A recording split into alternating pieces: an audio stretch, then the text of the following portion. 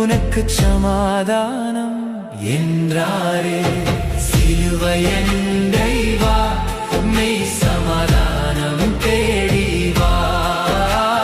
சிலுவையண்டை வா, மெய்